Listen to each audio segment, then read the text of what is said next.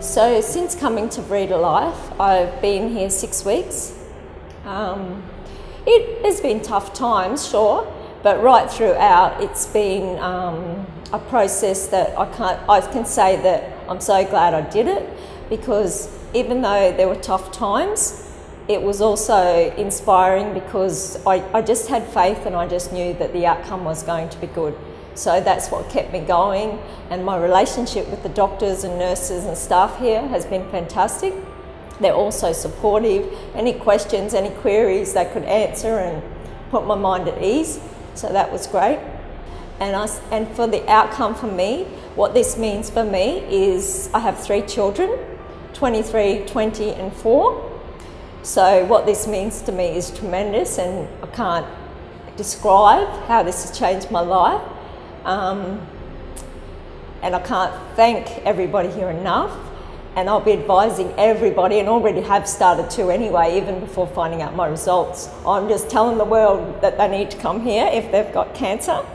So I just am so grateful, and as I said, it's just means so much to me, because now I have life, and now I do get to see my kids grow up, and it's great. I was diagnosed in 2014 with the breast cancer, and I had a lumpectomy as surgery. I was advised to have chemo and radium, but I could not have either because at the time I also had a brain tumour.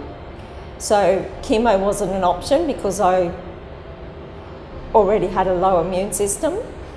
And radiotherapy I was given back in 1999, so I'd had radium to the brain and spine back then. So I'd had a fair bit of radium, so it wasn't really an option for me to have more radium as well. So I had the surgery in 2014 when I was diagnosed to have the lumpectomy. And then I just took natural therapies to try and deal with the breast cancer. And then I went for brain surgery in 2015 to remove the brain tumour. So through my journey with treatments, there's been a number of treatments like the IVs, which consisted of high doses of vitamin C and curcumin and other things, selenium, etc. And the IPTs, which is a low dose chemo.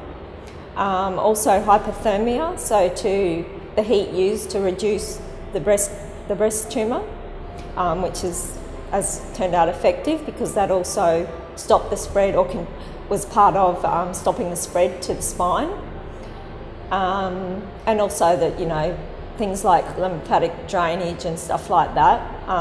So there's been a number of treatments, and I guess most importantly that everybody has a challenge with, me included, was changing the diet and realising how important it is to have a good diet throughout this process, but also throughout the rest of your life, and how to continue that. So learning the importance of that, and I suppose really having an understanding of what that means for good health, and so all that knowledge, as I said in the conversations with the doctors, of understanding why things are done and how they work and how it's going to benefit your outcome.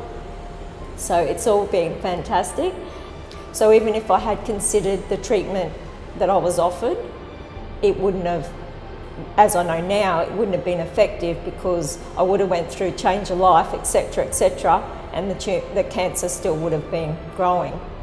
So when I was advised of that, I was also advised by this naturopath that I was seeing about Verita Life, because before then I didn't know. And once she advised me about the clinic here, I was like, oh wow. And she said, well, there's 2 options, Leticia. She said, we could treat you here in Australia, but if we do that, it could take us 12 months to treat you. And she said, or you've got the option to go to Verita Life, which is in Thailand. And I looked at her and I said, if you were me, what option would you take? And she said, I'd take the option to go to Verita Life. She said, I've had a number of patients that I've referred there, and they've had excellent results. And she said, that's where I'd recommend. And I said, okay, that's all I needed to know. So As I mentioned, I am very assertive in spreading the word about this clinic. I continue every day through even people I don't know and through social media, and the people that I know are already spreading the word. So yeah, anything I can do to get out there, I will be. And I intend on writing a book, so I'll be putting it in that as well. So yeah, I can't tell people enough how important, as in, don't muck around. We haven't got much time when you get diagnosed and you can get told certain things that you don't want to hear. So straight away, that starts setting up a psychological negativity, I suppose. So the sooner you can actually make contact with the doctors here and get some positive in the sense that the treatments that can be offered here and what that means for each individual, as everyone's different and everybody's got different types of cancers. But once that process can be started, then it gives people peace of mind and gives them hope. And I think that's just crucial. So yes, I definitely will be spreading the word. So in closing, I just want to once again say thank you to all the doctors, staff and nurses for all the care and treatment they've provided. Also, it's important to mention the patients that I've had contact through this journey is another important part of the aspect, because you build relationships with these people over that 6-week period. And I'm sure we've already talked about having a reunion every 12 months. So I'm sure there'll be long-lasting friendships that I've made through the patients that I've met. So that's important. And as a closure, I'd just like to say thank you to all the people, meaning family, friends, and community back home that have helped in this journey to get me here and support me to be here.